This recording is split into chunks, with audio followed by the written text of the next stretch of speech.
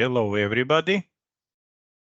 Today we are going to present lecture number 14, which is the only one lecture in electrical circuits which speaks about synthesis. Remember that in theory of electrical circuits, we have learned till now analysis. And the second very important topic is the topic of synthesis. Also, what we have to say that we were talking about the one ports. This is some electrical network. This is port 1. We write down 1 and 1 prime. This is network. So this is called one port or two pole network.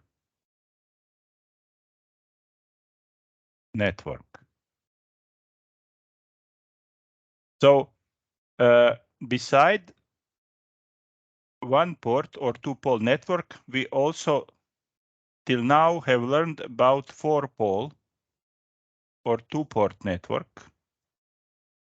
This is typical block of the 2-port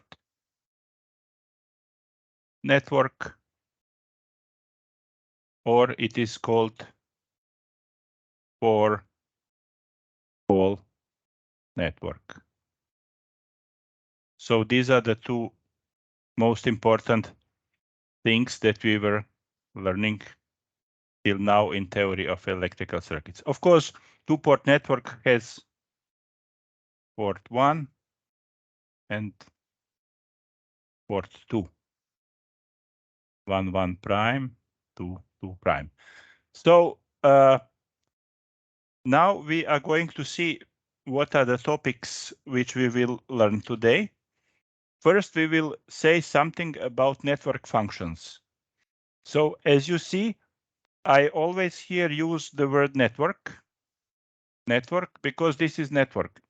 Here, this can be some network of R, L, C, R, or something. And here is 1, 1 prime. So this is the network which is here as black box. This network consists of R, L, and C.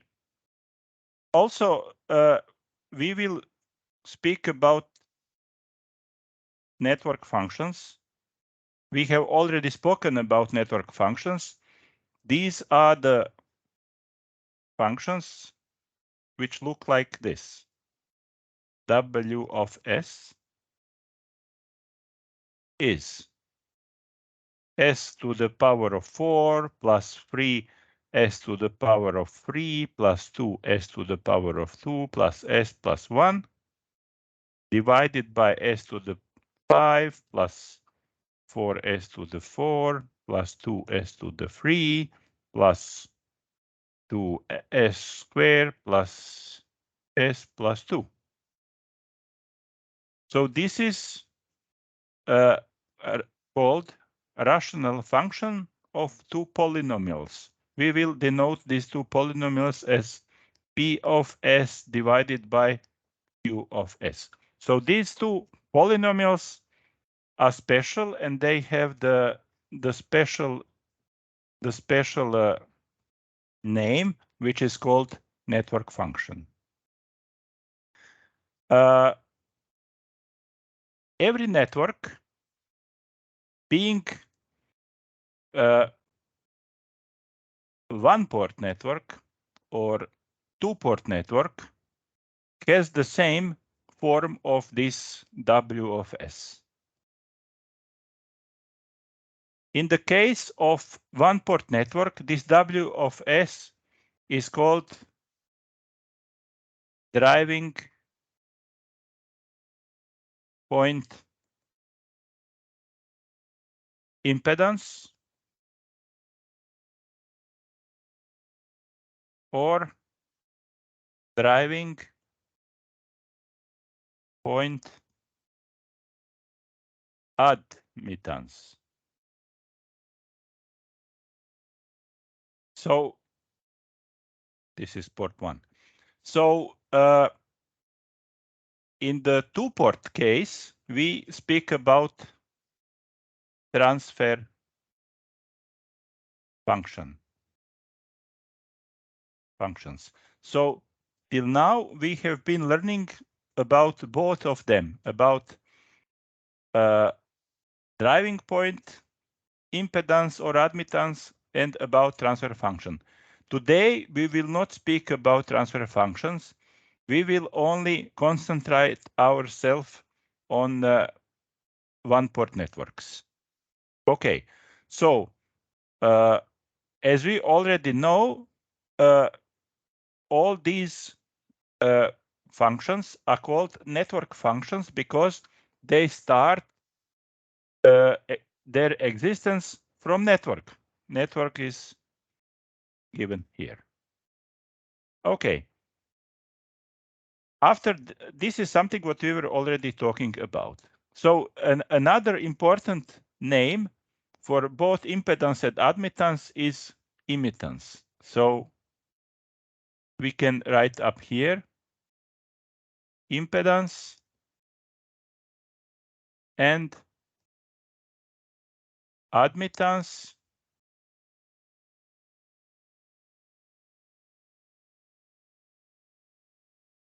It has one together name which is called immittance. So immittance is the name for both impedance and admittance. Okay. After this, we can call it network functions. After the speak about network functions, we will also say a few words about positive real functions, and we will see what is this. Okay. Network function, as I told already, can be immittance or transfer functions. We will learn today only about immittance. We forget about transfer function. So this here is typical network function. Also, what is important to say, this network function belongs to the class of positive real function. Positive real function is immittance of passive, linear, reciprocal, and time invariant networks. In MATLAB, you also have a short name, LTI, which is a short abbreviation for linear and for time invariant. Okay, so what is the positive real function? Positive real function is W of S, which in our case can be Z of S, or it can be Y of S. It is regular at sigma positive. What is sigma positive? If you plot S plane, which has real and imaginary parts, this is J omega. Where is sigma larger than 0? This is here. So this part of the S is known as the right half plane, or place where sigma is positive.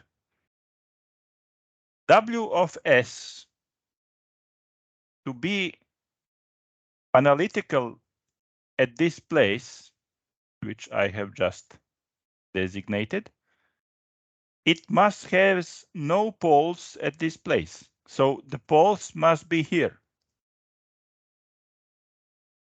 or at least at J omega axis, but no poles here. This is not possible.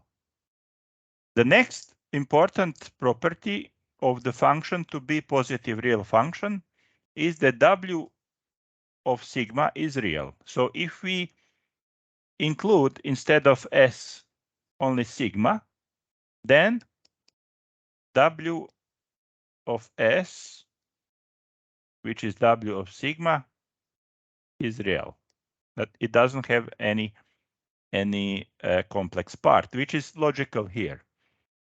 If you look at the coefficients at W, so you see this is number 3, this is positive and a real number.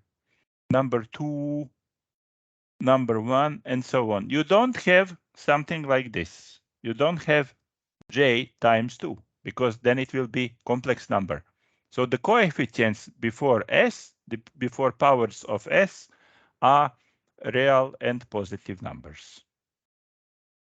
Okay, so because of this, if you put a real number for sigma, for S like sigma, then of course you obtain W of sigma as a new real number. It cannot be something else.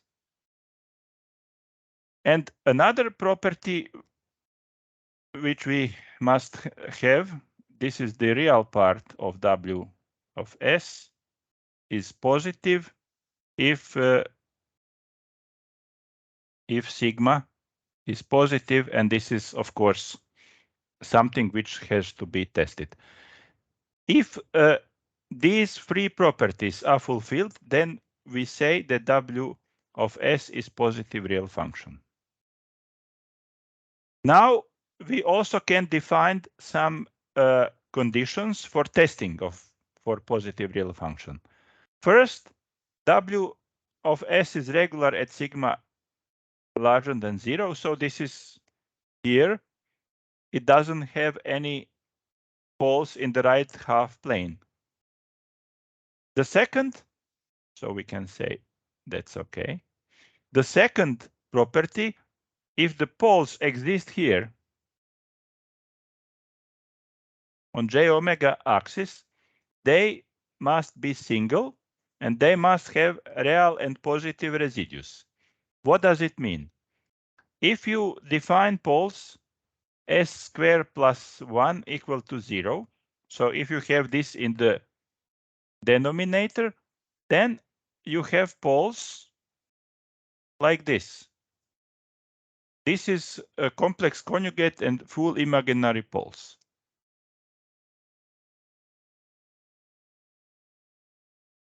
Okay, this follows from S squared plus 1 equal to 0. But if you have something like this in denominator, like square, then you can write down S squared plus 1 and then square equal to 0. Then you have S poles 1, 2, S poles 3, 4, plus minus J. So you have 4 poles. This can be plotted like this. You have 2 poles here, and you have 2 poles here. So this is double pole. So double poles on the J omega axis are not allowed. So this case here is not allowed. Okay, and the third condition for testing is that real part, this is number 3, real part, it's not same like this, but similar. Real part of W of J omega is positive for all omega except in poles.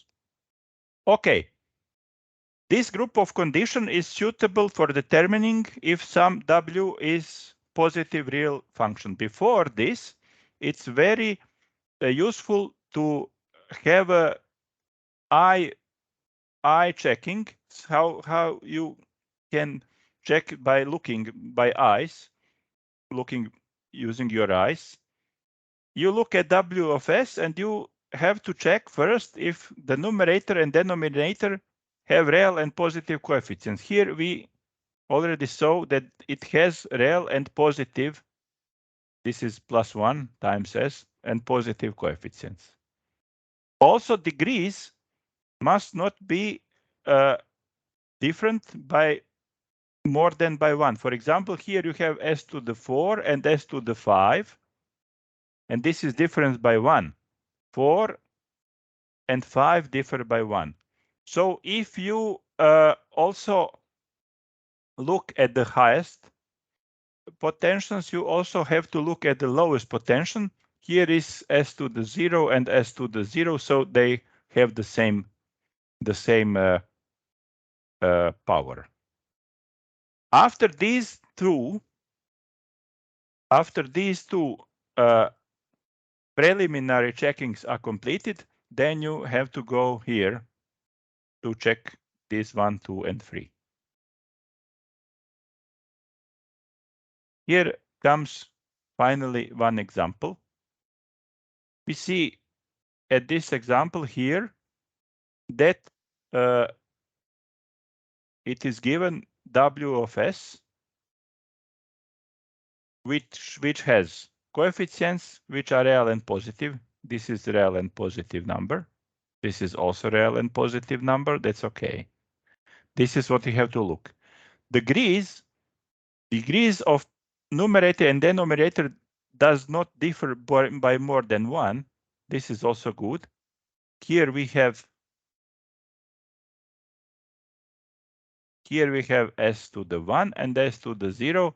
This is different by 1, by the lowest power, and that's okay. Here you have S to the 3 and S to the 3. They even have equal power, so that's also good. This is something what we have to check only by looking. Now we have to calculate. We can find two poles. These are the poles. This is example 1. We have two poles on the J omega axis, and we have also one pole here. So these two poles on J omega axis are single. So it's not double pole because we don't have a square here. If here were square, then it will not be single. Okay.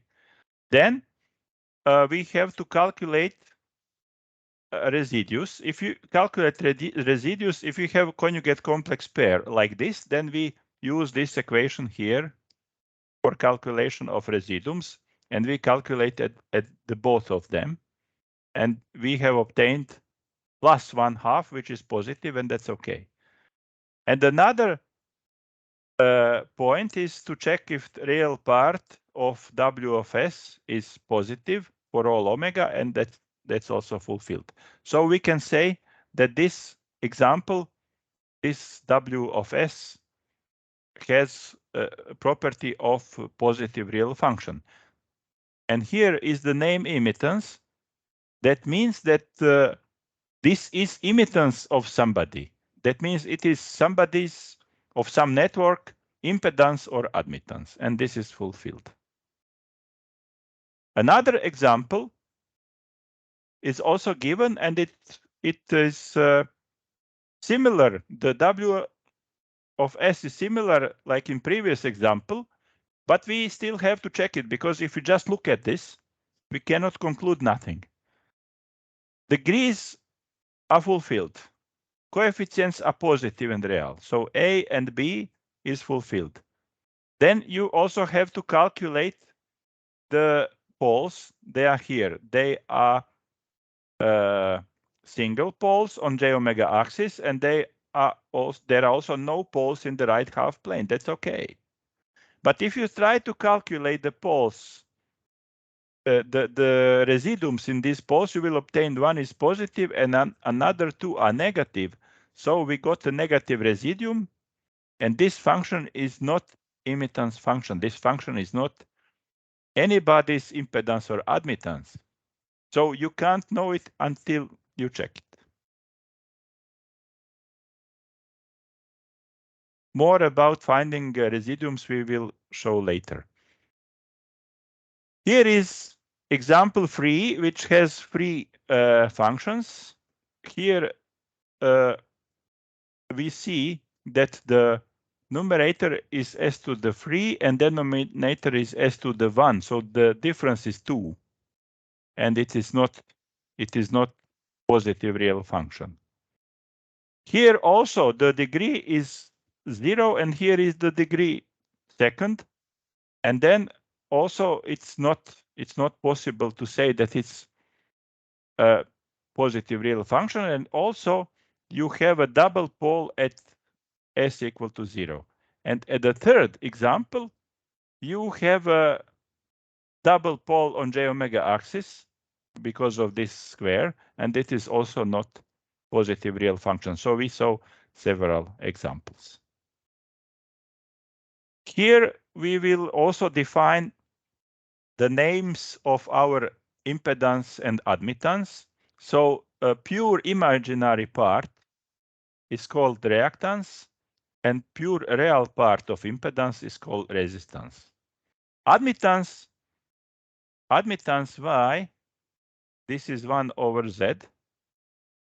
It also has defined names. So pure imaginary part is susceptance and pure real part is called conductance. So these are the terms that we will use in our lecture till the end. Okay.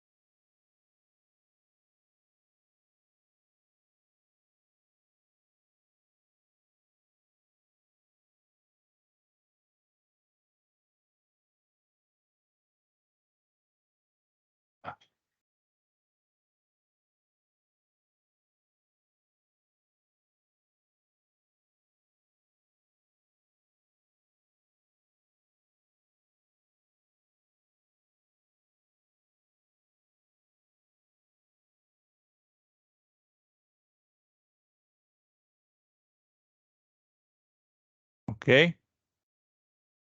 Now we have deleted. Okay.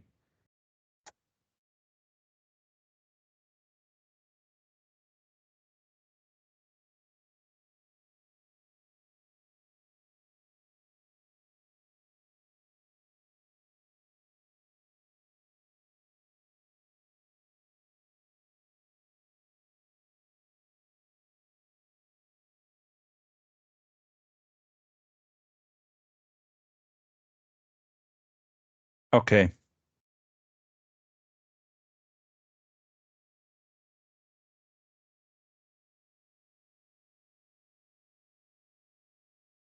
We continue with synthesis of L and C one-ports. So these are one-ports that consist of inductances and capacitances. So before we continue, we have to see how W of S in the case of L and C one-ports look like.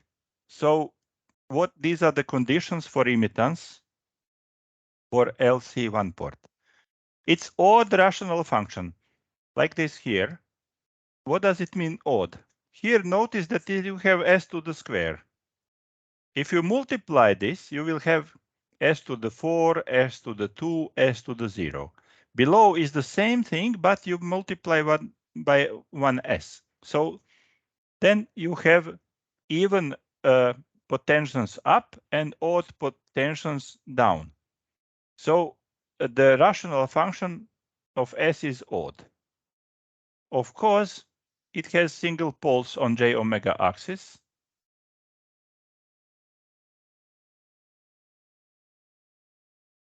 So the poles are here.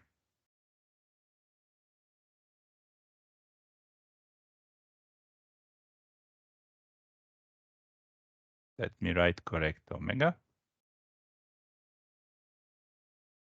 Of course, they come in conjugate complex pairs. And between the poles are zeros.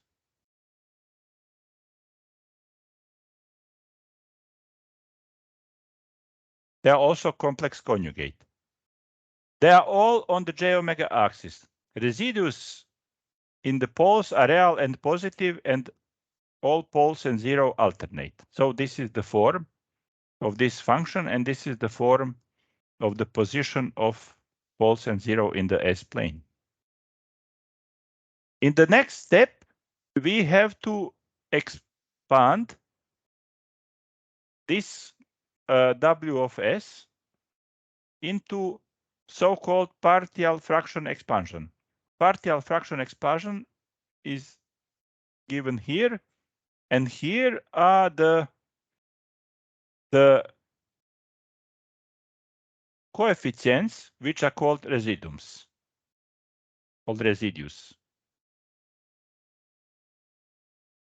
To form impedance, we call it first Foster form. This element, if you look here, you have such element. This element belongs to one capacitor with the value given here. This element belongs to one inductor, and the parallel connection of inductor and capacitor belongs to this element, and then you can calculate also out of this. If you compare it, you can calculate C and L. So to obtain addition like this here, we have to put all these elements in series, and then we have the first Foster form. The second Foster form, who is also canonical. Canonical means that it has a minimum number of elements. The elements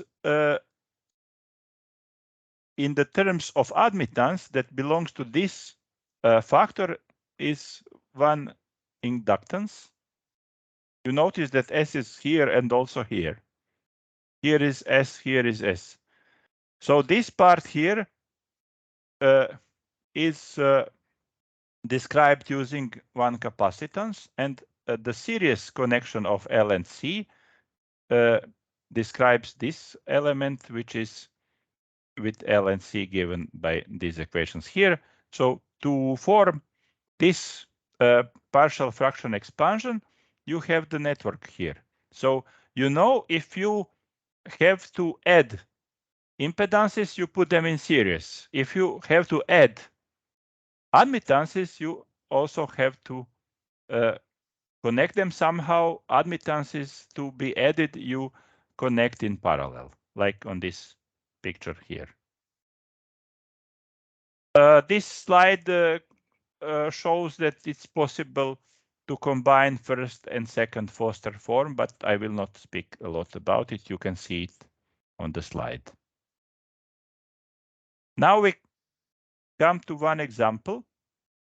As you see, instead of plotting poles and zeros like this here, these are poles and zero from this example. It's also convenient to draw position on j omega axis horizontally, like here. We also define name for the zeros and poles omega 1 till omega 3 as internal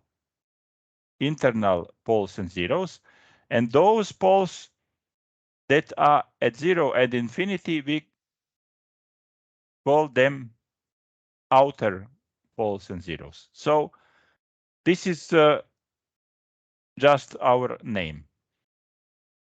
Okay, now we have to realize the given impedance, which is reactance. Reactance is Jx.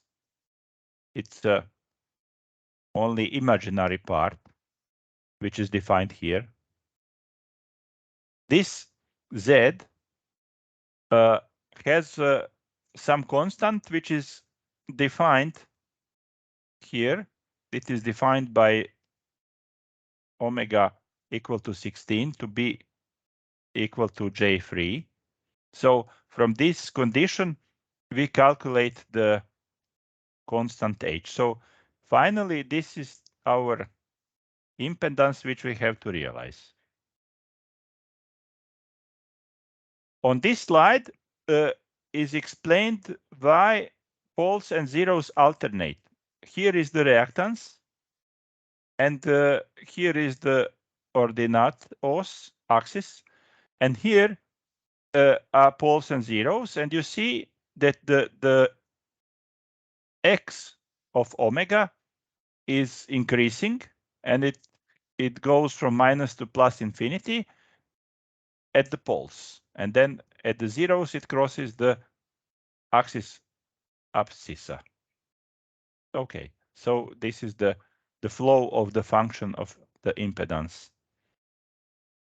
by LC two ports, two poles or one port.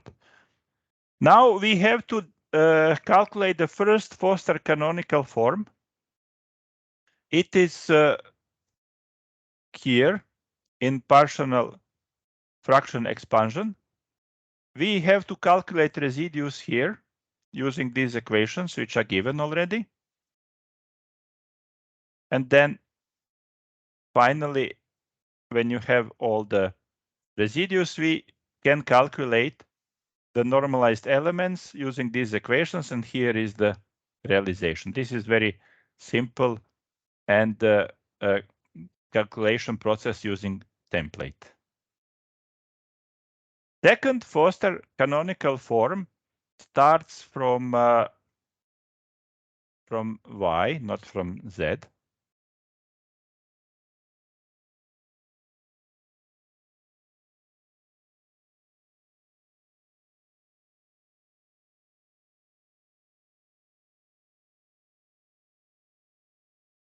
So first,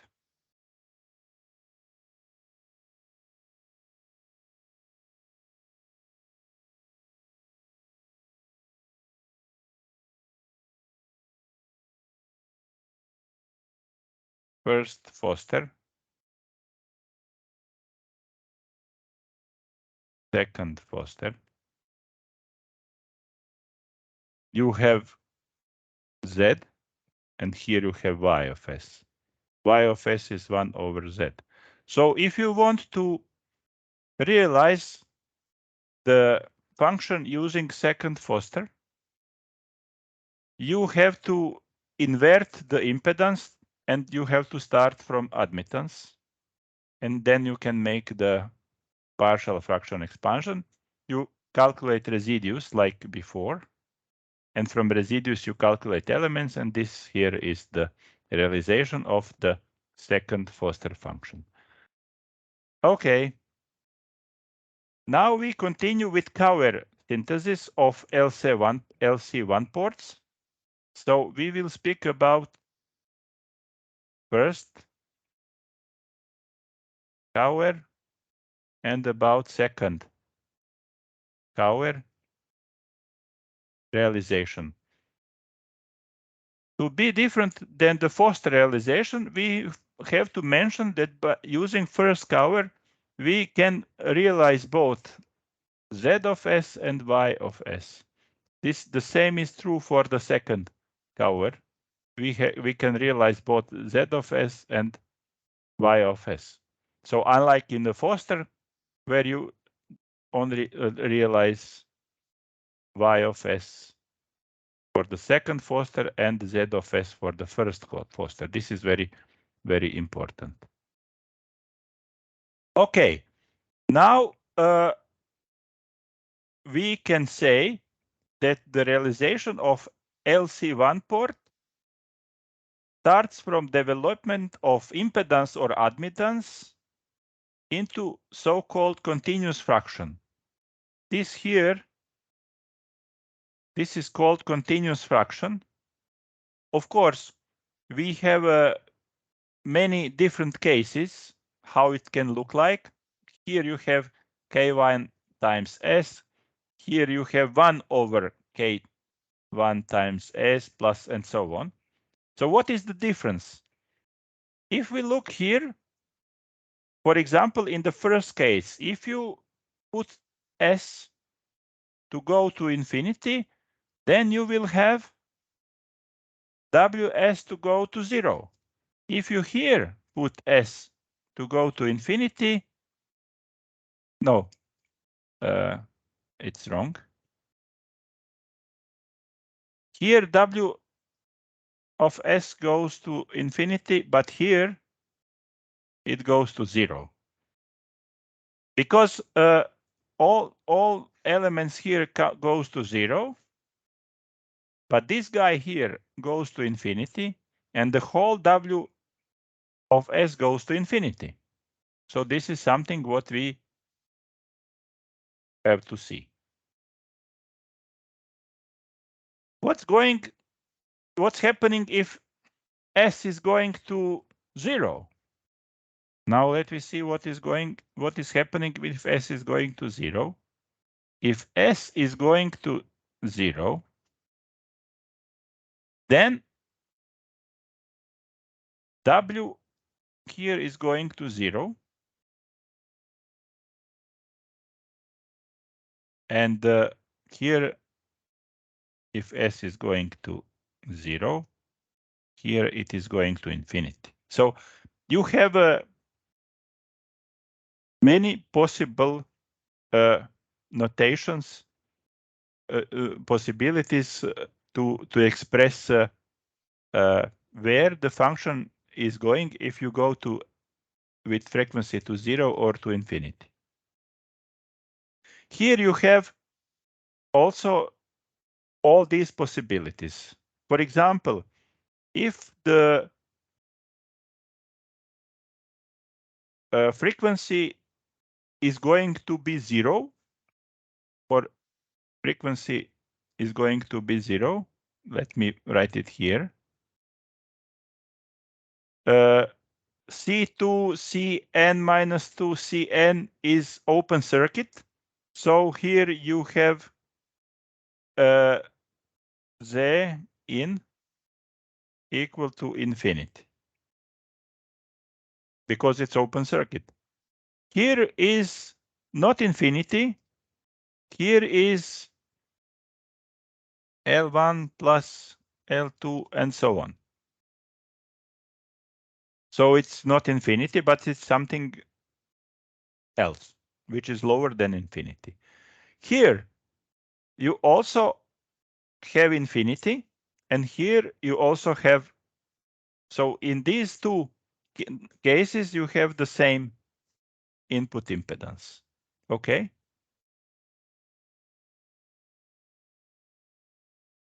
But what is happening when S is going to infinity instead of 0? Here you have something which is equal to L1, because if S is going to infinity, then these capacitors are short-circuited. And here also. But here you have input which is equal to 0. So here is larger than 0, and here is 0. So you have all possible cases on this slide for S which is going to 0 and S which is going to infinity. What does it mean that S is going to infinity? If you put S equal to J omega, this is then the same as when omega is going to infinity. So the frequency is going to infinity. So for the shortcut, we can write S going to infinity. Okay, the second cover doesn't have, like the first cover, multiplication by S. It has division by S. And it also has several possibilities that are all plotted here. But the difference is that here you have capacitors in series branches and you have inductors in shunt branches, where at the first cover you had here in the series branches you have inductors, and here at the shunt branches you have capacitors. So this is the difference. So we can also analyze here all possible cases with the realization of impedance. Now we come to one example. So we have to realize the first cover. We will see that we will get this equation. If you want to divide,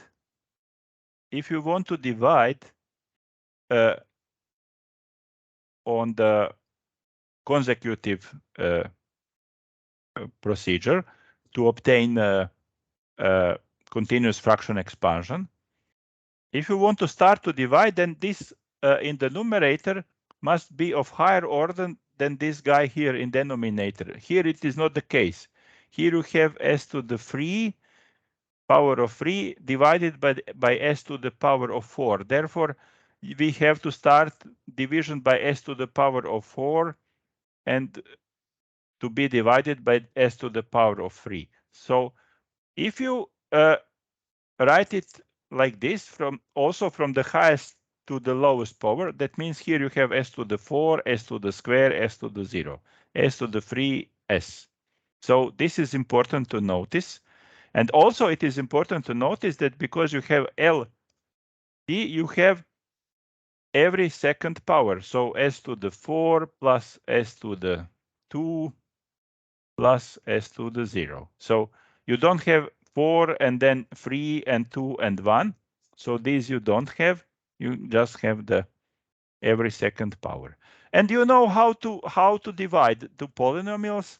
This is equal to s. S times s is s to s squared. S times s to the 3 is s to the 4.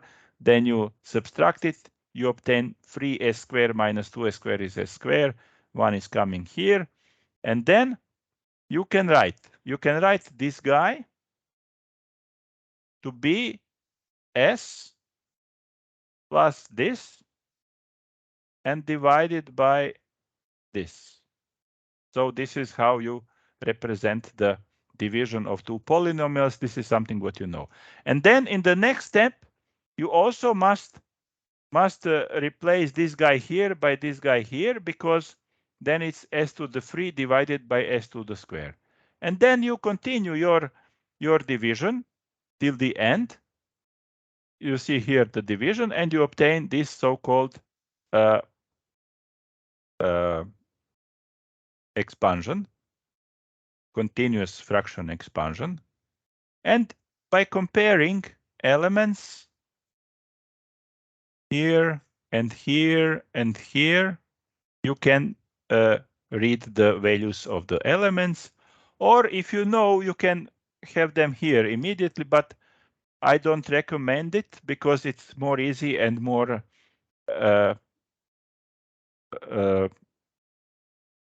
not possible to make any mistake if you compare these two forms. To realize the second cover, you must obtain division by s. What is important to notice? The polynomials in the numerator and denominator are ordered from lower to higher. That means here is s1 plus s3. So here we go from lower to higher. Below also s to the 0, s to the square, s to the 4. So they are ordered from lower power to higher. But of course, we also cannot divide lower power by higher when we have this s to the 4. It can be only divided by s to the 3. So we also write here from lower to higher power, and then we have 1 over 2s. And then we continue our division. And finally, after several steps, we will have the final expression, and we compare it with this here. And of course, here are the elements values. And notice that for the second cover form, you have capacitors here up in the series branches, and in the shunt branches you have inductors. So this is all what we can say about synthesis of LC one ports. Now we continue with RC one ports, and it will be also in the same way as by LC one ports. Before we continue, we can say that the synthesis of RC one ports is enough to be learned. Why? Impedance of RC one port is the same as admittance of RL one port. So impedance of RC is the same as admittance of RL, and opposite, impedance of RL one port is the same as admittance of RC one port. So it is enough to study only the RC one ports. Here we will continue with Foster synthesis. Also, this here is valid for RC. So this is also for RC and for LC.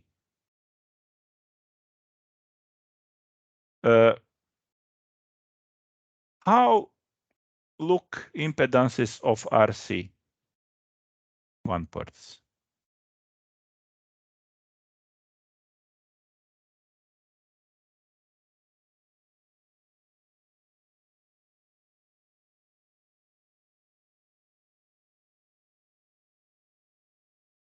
How do they look like? So all zeros and poles are located on the negative part of real axis.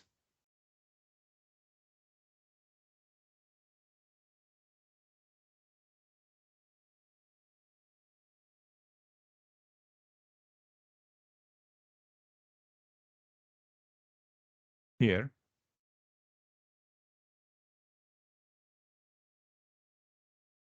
This is negative part.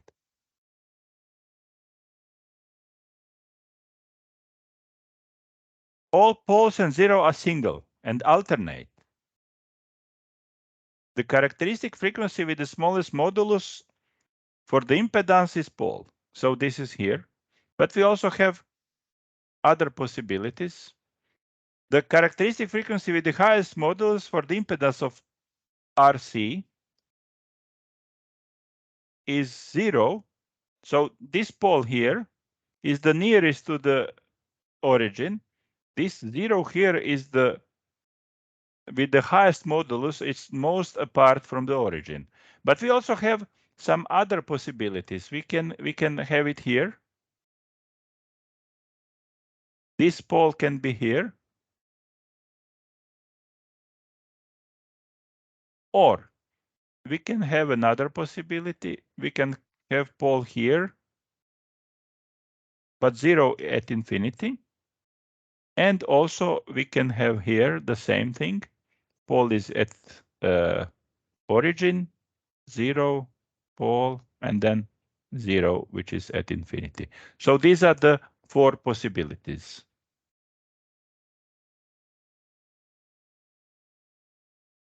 But the most important is that in any case, the pole is most near to in origin. This is here origin. So the pole is most near to the origin. And the 0 is the furthest away. Okay, now the real part of function is of impedance function is monotonically decreasing, and it's bounded from below. And for admittance is the opposite. But we will now proceed with impedance of RC. Here are these conditions repeated again, but they look a little bit different. The first is the same. All zeros and poles are single and are located in the negative part of real axis. Poles and zero alternate on the non-positive part of the real axis. The critical frequency with the lowest modulus is the closest to origin. This is this here. And the constant k is positive. This is the form how impedance of RC network or RC two-pole, how it looks like. Two-pole or one port, this is the same. Okay, because they are here on the real axis, you have s to the 1. You see here s to the 1 plus sigma. So they are negative and real. Of course, these 2 and 3 together will give us that this 0 is the furthest away, but okay.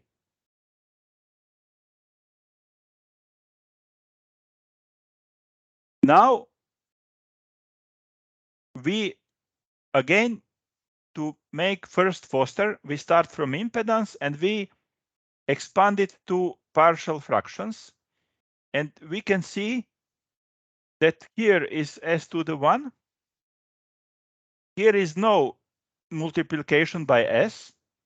And this guy here is the same as before. And there are also different equations for the residuums. And of course, as I told you, here is s to the 1. This is difference to LC networks. Here we speak about RC. Okay. The elements here are capacitors and resistors, not capacitors and inductors as it was before. And of course, for the first Foster canonical form, if you want to form impedance, then you have impedances of capacitors, resistors, and parallel RC networks that are defined here. You have to connect them in series because impedances are added if they are connected in series, and then you have the physical realization shown here. This is again the impedance, which is here as a partial fraction expansion. Second Foster form is the same logic as in the LC case, but here you also have R0, C infinity, and series RC networks, and we calculate their admittances, and we have to connect them in parallel to obtain a partial fraction expansion. Now we will show one example. We have to calculate first and second Foster forms from this example. Here are zeros and poles. They are negative sigma. They are on the real axis in S domain. And then the procedure results in the expansion into partial fraction of this form here. You have to calculate residuums and you put them back. And you have expansion of ZRC.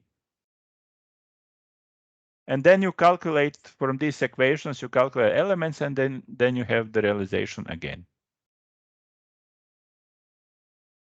Notice this form. Notice this form and how we calculated residues. Now we go to design second Foster. And this is what you noted now. It looks like this. But how we obtained it? We obtained it by division by S the left and right side. And then you have y RC over S, and then you have the same form here as you had here. So you don't have S up. Okay, then you can apply the same equations, but to this y over S, and you have the residuums, and then you multiply everything back by S, and then you have finally the S up here, and this is the function which is in the partial fraction expansion form. Here you also have to calculate elements using these here equations, and this is the realization of the second Foster. The Cauer synthesis also by RC networks follows the similar logic as LC networks, but here you have several more notations, because here you start with K1, but here you start with K1 multiplication by S, and here you finish by 1 over K times S, and here you finish but by 1 over Kn. The same is here. So you have 4 different possibilities. But you also can use impedance or admittance for the first Cauer.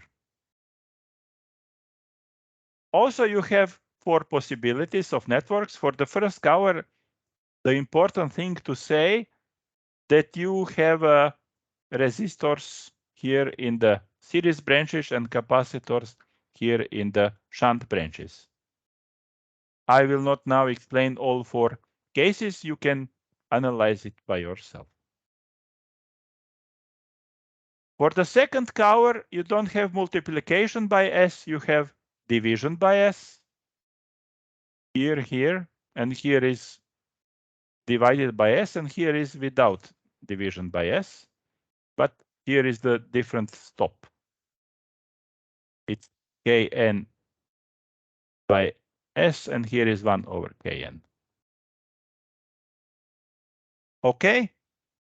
Here also, regardless of W of S is impedance or admittance, the resulting one port takes the form of one of the ladder networks. Here in the second Cauer, you have to notice that horizontally are capacitors and vertically are resistors. We say for vertical resistors they are in shunt branches, and for horizontal capacitors we say they are in the series branches. And now comes example for the Cauer. For the first Cauer, you just make division like before. You continue with division and you form the continuous fraction expansion here,